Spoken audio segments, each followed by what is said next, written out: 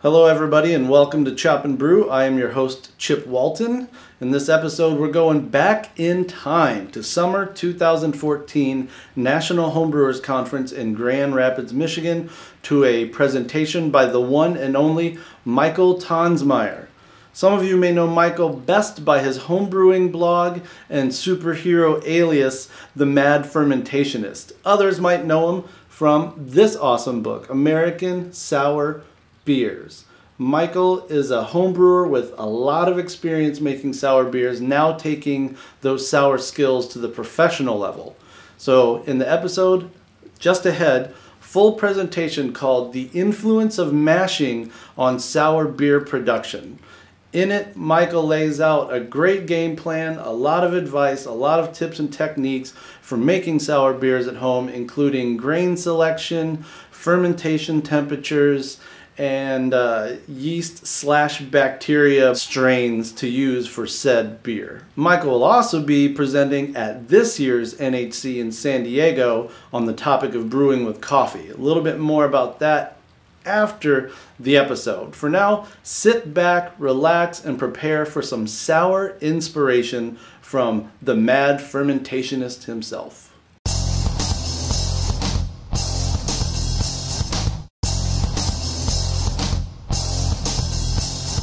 Thanks for coming out, everyone. I've been brewing sour beers for about 8 years now. I've been blogging about them for about 7.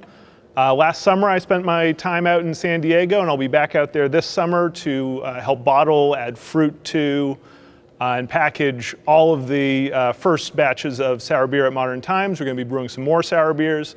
It's been a lot of fun doing that, but honestly I still consider myself really just a home brewer who gets to have fun on a big system once in a while. And I think there's a lot of things about brewing sour beers that you can do as a home brewer that are a lot trickier as a professional brewer. But today I'm going to be talking about how the mash influences sour beer production. So this is just a sort of brief overview of what I'll be talking about. I'm going to be starting on carbohydrates, so starches, dextrins, sugars, probably the thing that people most associate with the mash and with sour beers. I'll be talking about the influence of the mash pH, both on the eventual sourness of the beer, but really more on the way it influences the microbes that are doing the souring work.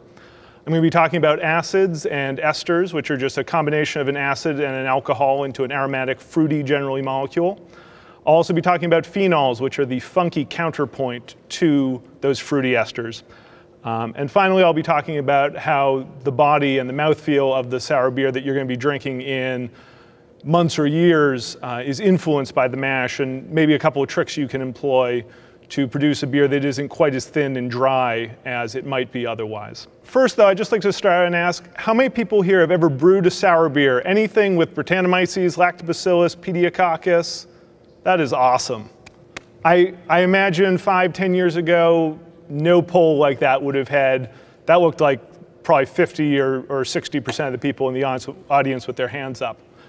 To everyone who didn't put your hands up, I'd just like to give you a brief pitch for maybe what you want to try in your first batch of sour beer.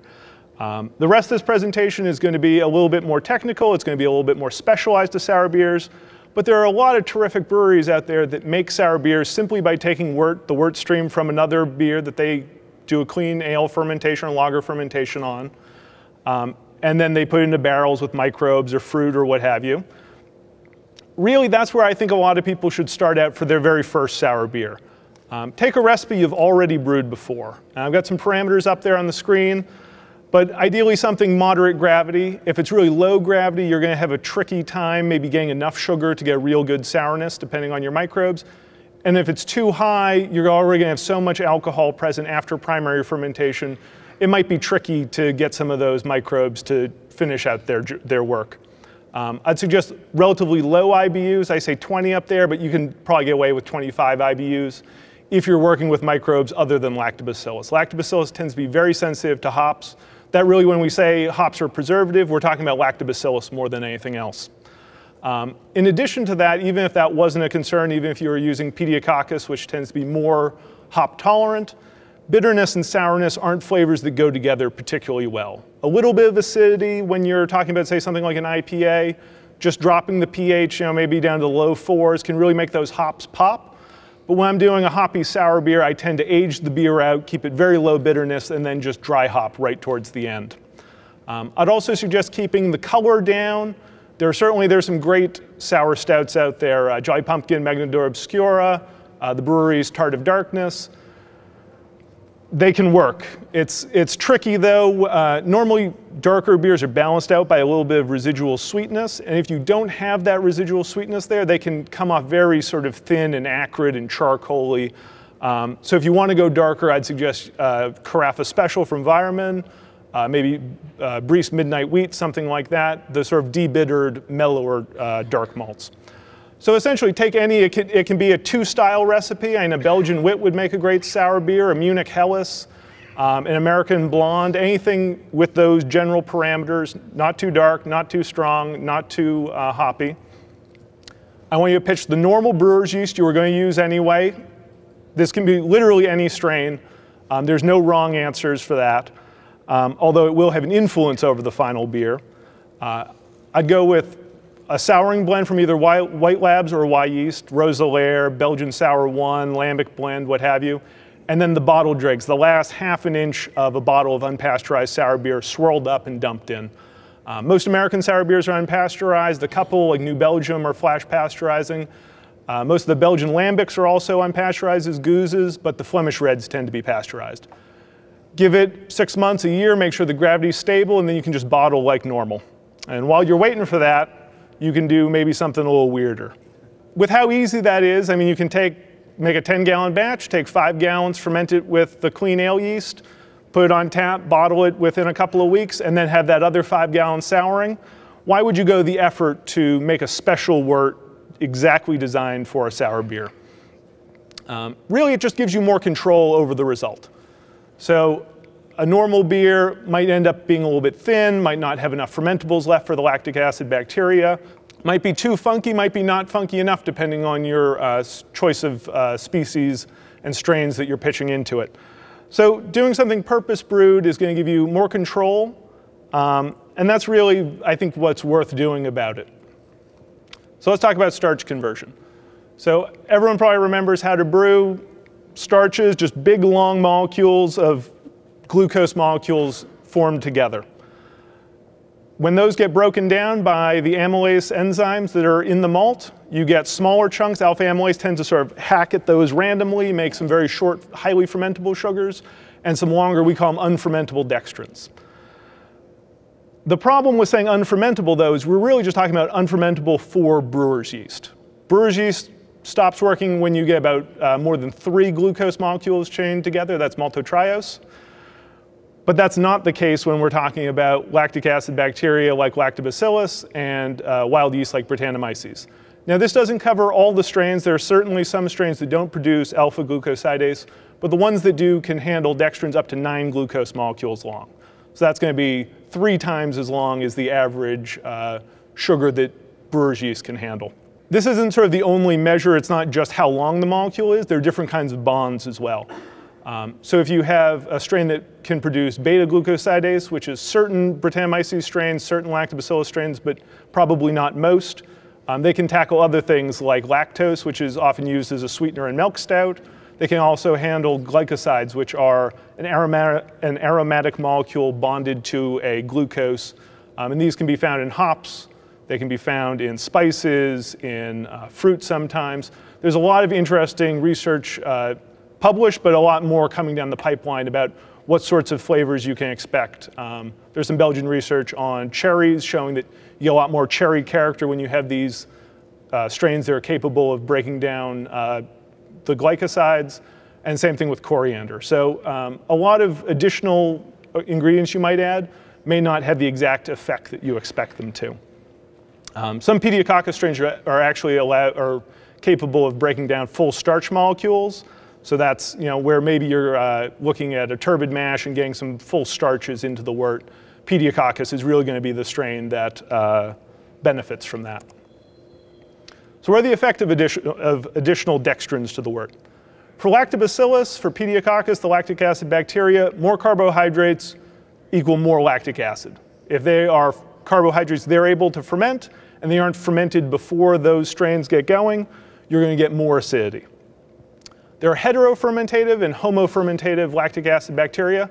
Heterofermentative just means that from every sugar molecule, they make one lactic acid, one CO2 molecule, and one ethanol. So this is compared to one sugar molecule that would go to 2 CO2 and 2 ethanol for brewer's yeast.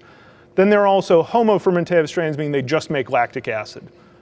So they'll make 2 lactic acid, tend to make a more aggressive acidic beer. But this is really where you're worried about saving fermentables for the bacteria. In the case of Brettanomyces, really all more carbohydrates are doing is producing more ethanol, more CO2, and those are what we get from brewer's yeast.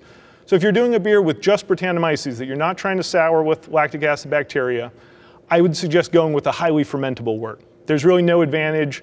You might get a little bit more fruitiness, a little bit more ester production, but by and large, Brettanomyces character comes not from fermenting the carbohydrates from malt, but from going after phenols and going after these aroma molecules and those sorts of things. So I've had very good luck making a very dry beer that finishes, maybe 004, 005, something like that, and pitching bread at bottling. As long as you don't have too much fermentable in there, you're going to be safe. If adding Brettanomyces at bottling is a little bit too risky for you, it just takes a drop of about 0.003 to fully carbonated beer. So if you're doing priming sugar, plus there's something left for the Brett to eat. If you want to be safe, pitch it into secondary, let it sit there until the gravity is stable, then bottle as normal. I think 100% Brett beers are a great example of this at work. I think a lot of people, I know early on I entered a couple of 100% Brett beers in homebrewing competitions and had judges write back, if it's 100% Brett, this should be, like sucking on a horse blanket, and it's just bright and fruity and pineapple or something like that. And really that's because Brettanomyces, more fermentation doesn't mean more funkiness. So here are some ideas on how you might reduce that initial brewer's yeast fermentation. So the easiest, if you're doing a custom brewed wort, just mash hotter. I often mash 157, 158, 159, that range. There are a couple of breweries who will mash even up into the 160s.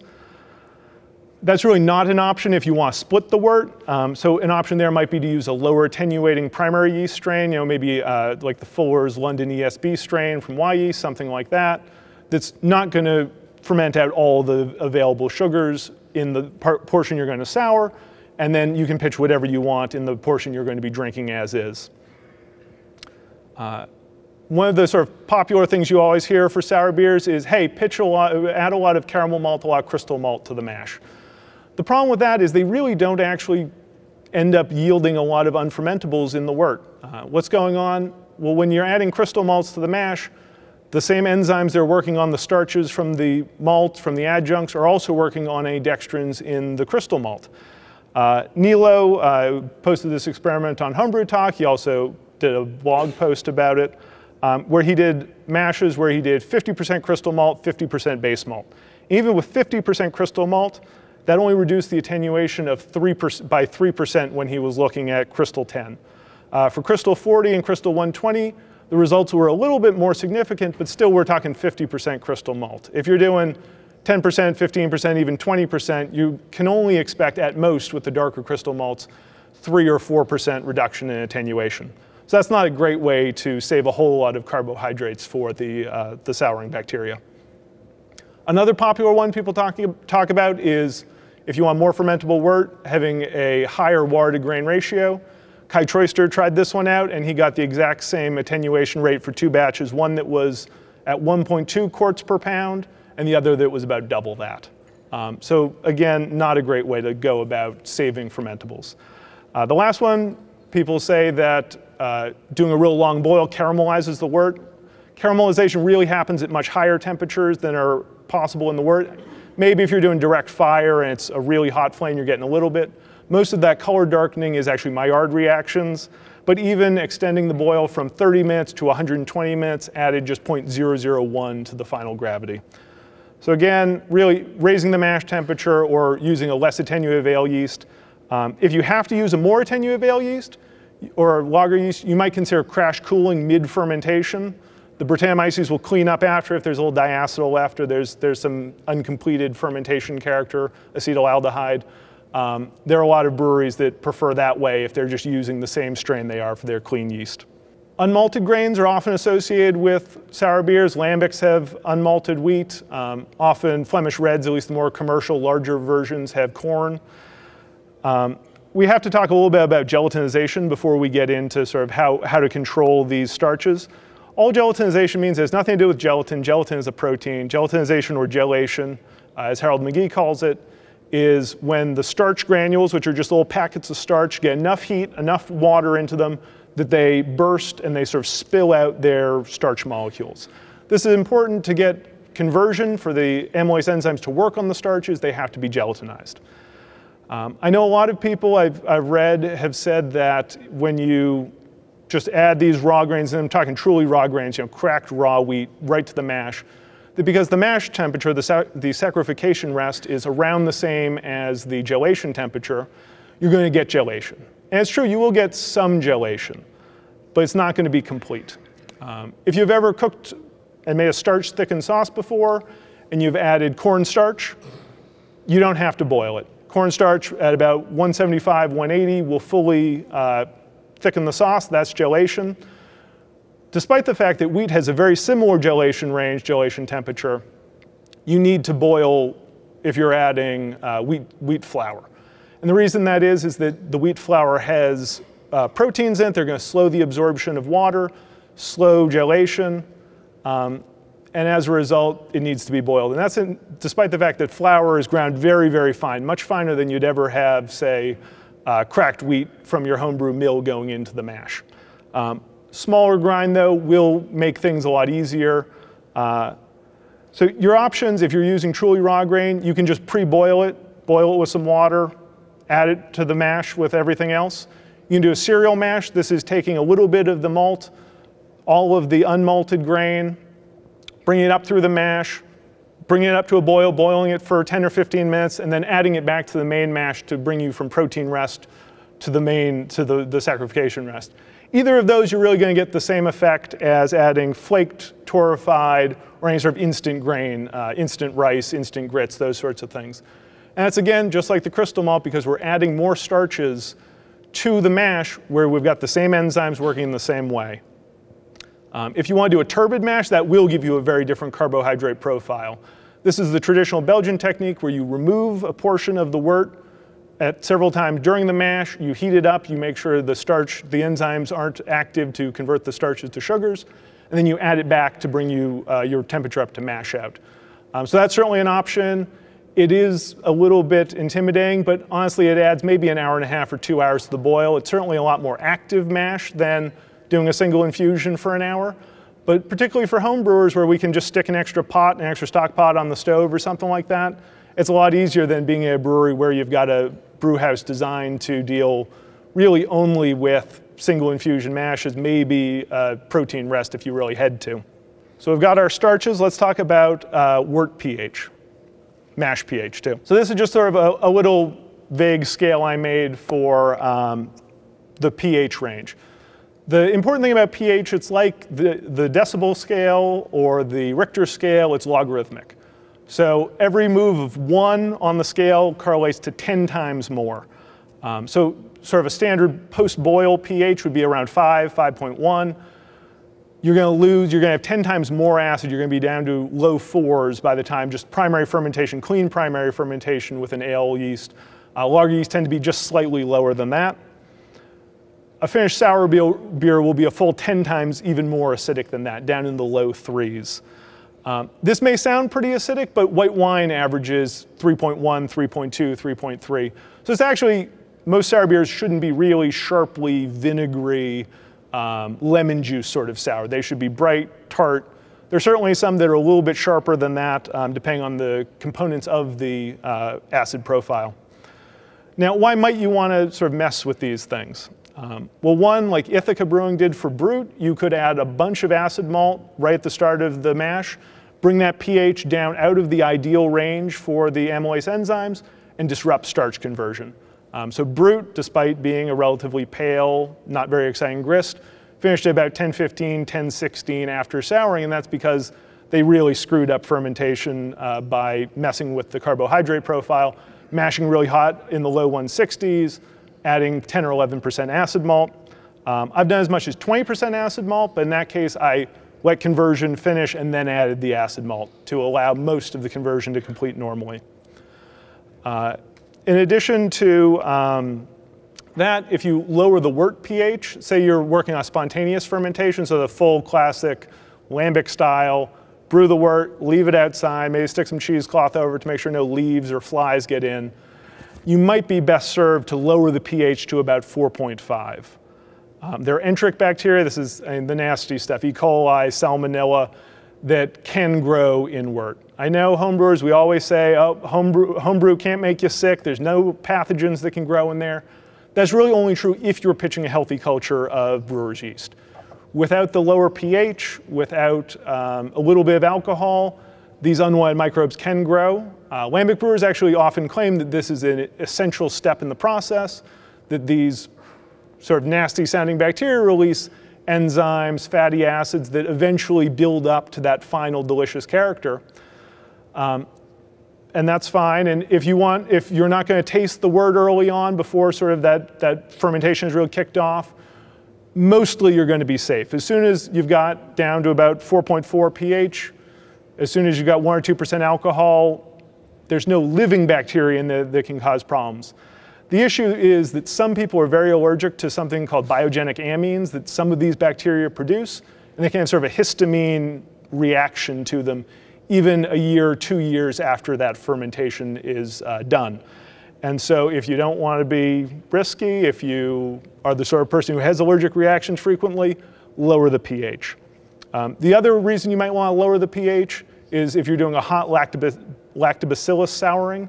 So if you're pitching lactobacillus at 120 degrees and you're letting it produce all the acidity in the first couple of days and then going on to your main fermentation, lactobacillus will produce a proteolytic enzyme that breaks down proteins, disrupts head retention, and lowering the pH a little bit will stop that. You'll still get most of the acid produced by the bacteria, but you'll have better head retention. Lower pH can also affect Brettanomyces ester production, both by providing lactic acid for esterification and by changing its physiology. Chad Jacobson did some great research on this for his master's thesis. The issue is that there's no sort of simple rules. Different strains at different pH levels were affected differently. Different esters were different. You're going to have to go through and read his research if you really want to hone in on a particular strain and figure out exactly how it's going to affect it. So what are your options? I mentioned acid malt. The sort of standard rule of thumb for acid malt is 1% acid malt lowers the pH by 0.1. The problem is this only really works right around that mash pH zone. Once you start getting to a lower pH, it takes more and more and more acid to lower it. So even with 20% acid malt, my pre-fermentation pH was about 4.5. So it was lower than normal, but not, not 2 full points lower by any means. You can add refined lactic acid. I'm not a big fan of just adding lactic acid directly to a fermented beer and saying, well, there's my Berliner Weiss. But using a little bit of lactic acid, particularly early in the fermentation process, I've never had a problem with it. It doesn't give a weird, funny flavor. It's a relatively easy way to dose. I'm not a big fan of sour mashing, though. I know with sour and mashing in the title of this, probably some of you expected more on sour mashing. I've had a lot of really off-tasting beers. I think it's very hard to get a good, clean sourness that doesn't produce sort of funky, weird other flavors. When I'm doing that sort of thing, I'd rather sour the wort. So I'd rather run it off, heat it up to 160, 170 degrees to kill the wild microbes, and then pitch a known culture. Either from a yeast lab, I've had good luck with probiotics. I've also had good luck making a little starter with the microbes on the grain, letting the pH drop, letting the alcohol come up to stop those unwanted microbes from being in there, and then pitching that. So we've got lactic acid in there, we've got our carbohydrates. One of the nice things about lactic acid I was mentioning was that it can be combined with a molecule of ethanol to produce this beautiful fruity ester, ethyl lactate. It's a classic part of sour beer aromas. And even if I'm not adding lactobacillus, even if I don't want a really truly sour beer, I'll add maybe 1/4 pound of acid malt just to drop the pH a little bit and to provide this substrate for ester formation. Acetic acid is, to me, one of the bad flavors I often get in sour beers. Acetic acid's vinegar. is produced by either Acetobacter or Brettanomyces when they're exposed to oxygen. So if your airlock runs dry, if you've got a barrel that's only halfway filled, if your bung gets shot off when you're leaving for vacation, you come back and there's been air getting in there. So tasting like vinegar is bad enough, but if you get, again, Brettanomyces combining acetic acid and ethanol, you get ethyl acetate. Ethyl acetate, very low levels, it can be fruity, it can be pear, it can be very pleasant, but much beyond that, solvent, nail polish remover, one of my least favorite flavors in sour beer. I do everything I can to limit oxygen exposure. If you want a little vinegary edge, I would age a little bit of the beer, say open in a growler or something like that with some cheesecloth rubber banded around the top, and then blend to taste. And then since you're going to a bottle, you're going to be safe from more acetic acid production. You still could get some ethyl acetate though, and that's not something I want to risk.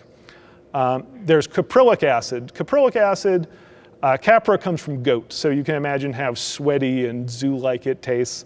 You can get a little bit in buckwheat. It's also released when brewer's yeast dies through autolysis. So that's one reason you might consider aging a beer in the primary fermenter like many lambic brewers do. As that initial yeast dies, it's going to release all these fatty acids. It'll release some sugars that Brett can ferment, and it'll add another layer of flavor. When caprylic acid meets ethanol, you get ethyl caprylate, and this is pineapple, it's fruity, it's awesome. Butyric, similarly gross. This is more vomit at worst, at best Parmesan cheese, maybe rancid butter. Stick an ethanol on there though, and it's tropical, it's guava, it's again amazing. Wild Brews has a great chart that shows 10 or 15 different alcohols, what they taste like, and then what the corresponding ester tastes like. I'll caution you to be careful though. These conversions aren't always complete. So if you add a whole bunch of butyric acid in there, you might end up with tropical Parmesan vomit, something. So be careful. This is a big pot of buckwheat that I boiled up before adding to a sour brown. Initially, it really tastes like a regular beer, but as time went on, it did get a little bit more fruity, pineapple-y, I think, than most of my other sour beers have. So now phenols. These are the funky counterpoint to those great esters. The esters are obviously, they're a lot more exciting to hear about. Saying pineapple or guava gets people going a lot more than horse blanket or Band-Aids or something like that. To me, I describe funky flavors as anything that in a small amount might be pleasant, but in a large amount becomes really off-putting. So in cooking, I mean something like fish sauce in Thai cooking, no one wants to drink a glass of fish sauce, but a couple of tablespoons in some pad Thai really adds a complexity, adds a depth to it that you wouldn't have otherwise. So this little guy down the bottom is ferulic acid. This is sort of the precursor that comes from malt that sets up a lot of these phenols. Up in the top left-hand corner is 4-vinyl guaiacol. This is the clove flavor that we're all familiar with from German Hefeweizens. When Brettanomyces gets its hand on that, it goes over to the right there to 4-ethyl guaiacol. And this is a lot of those, I would say the more pleasant of the funky flavors, the barnyard, farmyard, those sorts of things that can be smoky in higher concentrations. So the more 4-vinyl guaiacol you have, so the spicier that base beer is, the funkier the resulting sour beer is going to be. There are also 4-vinyl phenol and 4-ethyl phenol. These are phenols that are produced by Brettanomyces. They tend to be the harder end of things, the more barnyard medicinal, Band-Aid, that sort of thing. So how do we control phenols?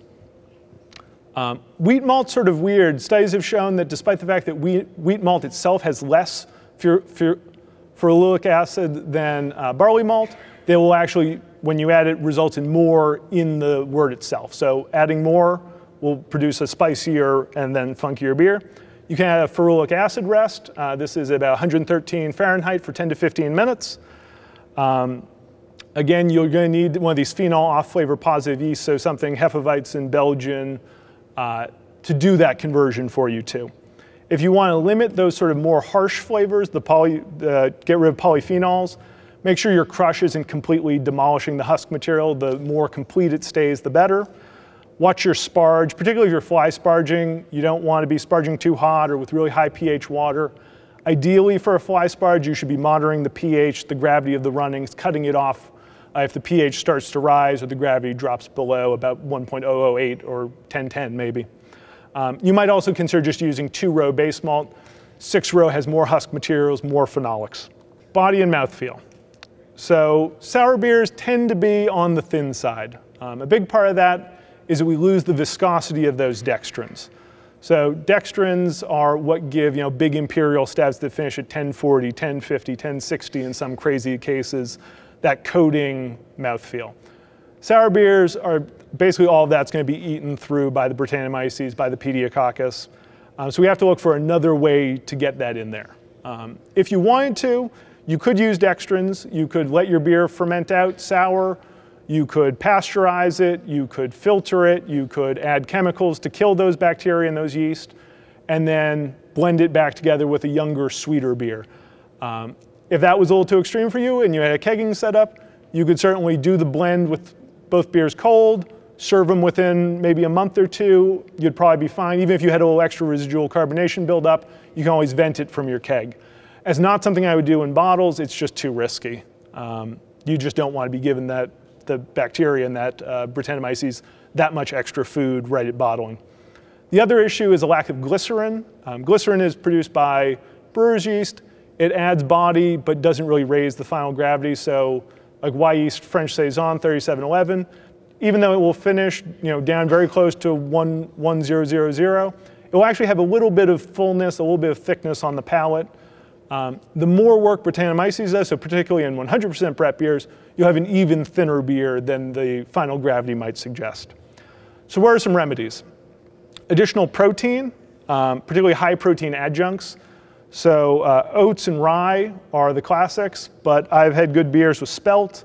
The last homebrew club meeting I was at, somebody gave me a quinoa 100% Brett IPA that was fantastic. Again, go back to that slide on how to use these raw grains. If they're flaked, you can just add them directly. Torrefied's fine. But if they're really raw, so if you can't find flaked quinoa, boil it up first before you add it. You might consider doing high chloride water. Chloride is something that's associated with fuller, thicker mouthfeels. The nice thing about this is it's not something that we're looking for an interaction with fermentation or in the mash. You can actually take the finished beer, dilute some chloride, some calcium chloride in a little bit of warm water, and then do an eyedropper into a glass. Taste it for yourself. Does it enhance the body for you? Does it benefit this beer?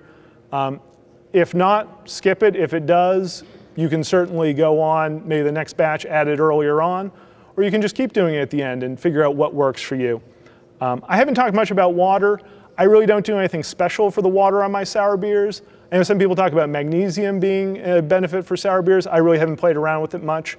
Most of the brewers I talked to for the book really didn't do much for their water other than carbon filter it. Maybe a little bit of calcium if they needed it. I know I'm guilty of this one. I've heard a lot of homebrewers talk about beta-glucans. Beta-glucans are a soluble fiber that are provided particularly by oats. They make the mash really viscous, and so it stands to reason that oats and rye make for a fuller tasting beer. The mash is thick. That's probably what's going on. They've done a couple of studies and reviews, and no one's been able to sort of conclusively prove a link between beta-glucans and body. Whatever the reason is, rye and oats and those seem to produce some body that lingers and lasts through the fermentation. So whether it's proteins or beta-glucans or some combination, I wouldn't worry about it. If you want a fuller beer, go with some unmalted grains. I'll also say be mindful of carbonation. It's not sort of a simple equation. For lighter, crisper, Berliner Weiss, Alembic, something on that end, I find higher carbonation helps the body and the mouthfeel. But when you're talking about a bigger, darker, a Provision strength Ode Brune or something like that, that might be big enough that it still has a little bit of residual body, a little bit of fullness to it. If you go high carbonation on that, it just tends to cut through that and make it sort of spritzy and not as appealing. So play with carbonation, figure out what works for your palate, for your beer.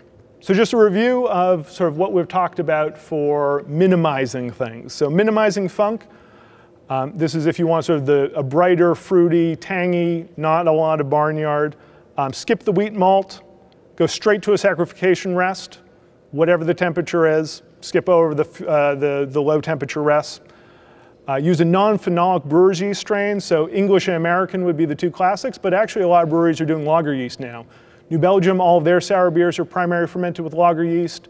Lost Abbey, when they did Isabel Proximus, which was the big collaboration with Russian River and Avery and Allagash and Dogfish Head, that was lager yeast fermented warm. I would use a less aggressive Brettanomyces strain. So technically Brettanomyces anomalous is what we're talking about. A lot of those strains are marketed as Brettanomyces clausenii, but really they're all anomalous. Or skip Brett entirely. If you don't want any funk, there's no reason you have to have Brettanomyces in there. Cascade up in Oregon does some fantastic beers. They're just lactobacillus, although I've sort of tell that some of those beers do actually unintentionally have Brett in them, and they're sort of growing with the program, I guess. You might also consider racking to secondary after that primary fermentation is done. If you want to go further than that, cold crash, fine, filter like Russian River does to get as much of that primary yeast out. And you can force carbonate. Again, if you're bottle conditioning, you're going to have a little bit of yeast in the bottle. That will break down. That will give you more flavors.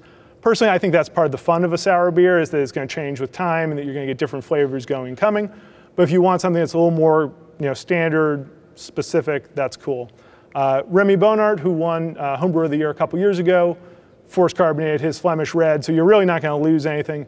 He then ends up bottle gunning it off, or if it was bottle gun or a counter pressure filler, and then aging him additionally. So you can still get age, you can still get Brettanomyces activity, you just won't have that yeast breakdown that you would if you were bottle conditioning.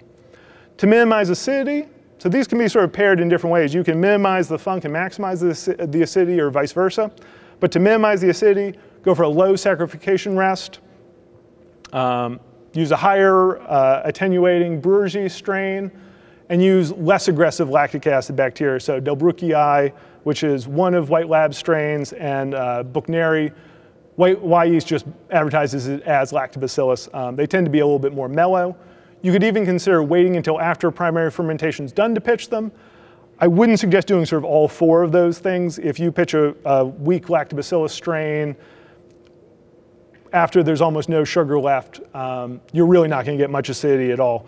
I've actually had pretty bad luck with the White Labs lactobacillus. I did a beer that was 100% lactobacillus, and it ended up sort of tasting like an American wheat beer. I'm happy to see, though, that they've just released a Lactobacillus brevis strain, which is supposed to be a little bit more aggressive. I'm really excited to try that. So to maximize the funk and the acidity, we're sort of doing the exact opposite of all those things. We're going to add some wheat malt. We're going to start with a ferulic acid rest. I should also mention that if you want to use like a lot of grains that are rich in beta-glucans, since that mash can get so sticky, you might want to start with a beta-glucan rest, which is right down around 110 degrees, and the malt really doesn't know exactly what you're trying to do, and so you're going to get the effect of the ferulic acid rest either way. So just watch those lower temperature rests. You might want to start with a more phenolic brewer's yeast strain, so Hefeweizen, Saison, Trappist, any of those spicy Belgian strains will do great. Use more aggressive Brettanomyces, so either a Bruxellensis or sort of the subspecies that's not really official but used in marketing, Lambicus. Some strains are much funkier than others. That's certainly going to have an influence. The mash is just going to push that towards one extreme or the other. You might want to sour in the primary fermenter, and you might want to bottle condition. To maximize acidity, again, more sugars, more dextrins. Hot saccharification rest, you might want to screw with the pH a little bit. You might want to pitch a less attenuated brewer's yeast strain or stall that fermentation partway through. And you're going to want to pitch more aggressive lactic acid bacteria, Pediococcus, Lactobacillus brevis. So hopefully that gave you a nice overview of either things you might intentionally want to do in the souring process to push the results in one direction or another, and hopefully maybe explain some things that you've noticed in your own sour beers, what different base beers have and haven't worked, those sorts of things. Thank you very much for coming out. I really appreciate it. It's great to see so many people. Great to see so many people who have brewed sour beers and are excited about it. But I think I'm being kicked out. No, wrap it up. Thank you for coming, everybody. I really appreciate it. After that information-rich presentation from Michael, you can imagine there was a lot of questions. It was a fairly intense and in-depth Q&A session that I had to cut out for the sake of time, but AHA members have access to it at homebrewersassociation.org. It's another 10, 15, maybe 20 minutes of information. So check that out. Become an AHA member if you're not already and get access to that. You can also learn a whole lot more from Michael's book, American Sour Beers. It's available through Brewers Publications, and it contains a wealth of advice, techniques, and recipes for sour beers. And don't forget, NHC 2015 is fast approaching. June 10th through 12th in San Diego. We're taking it back to the town and country, y'all. I'm going to be there. I know a lot of you are going to be there. If you're in the San Diego, SoCal area, or anywhere in the United States, man, justify the trip for seminars just like the one that you saw, for the Homebrew Expo, for the social club, for the camaraderie in the community, and especially for the jam known as Club Night. Banquets and awards on Saturday. It's always just such a great time. Michael Tonsmeire is going to be back. He's going to be presenting with two of his colleagues from Modern Times Beer. They're going to be talking about brewing with coffee, everything from dry beaning to home roasting, methods for adding coffee to your home brew. It's going to be a really great time. Check that out. Now would be a good time for me to mention that I really appreciate all the AHA members of the Chop and Brew crew who posted their vote for old Chap Wilton over here to be on the governing committee. I am on the AHA governing committee. We're going to be having meetings and doing all the serious business that there is to be done before and during the NHC. So I look forward to meeting and greeting a lot of new faces, old friends, high-fiving the good folks at NHC. But I definitely thank all of you for your vote all across the country, all across the world, baby. AHA International. It does exist. It's a real thing, and it's awesome. So don't forget, one last shout out to Chop and Brew merchandise. Keep the show rolling. Keep the party going. That's at chopandbrew.com. Look for C&B Superstore. Until the next time, I swear, the next episode is going to have some actual brewing in it, or maybe some chopping. I can't remember which one's next. Anyway, until the next time, from rainy, gloomy, dreary St. Paul, Minnesota, chop for chop, brew for brew, sour for sour,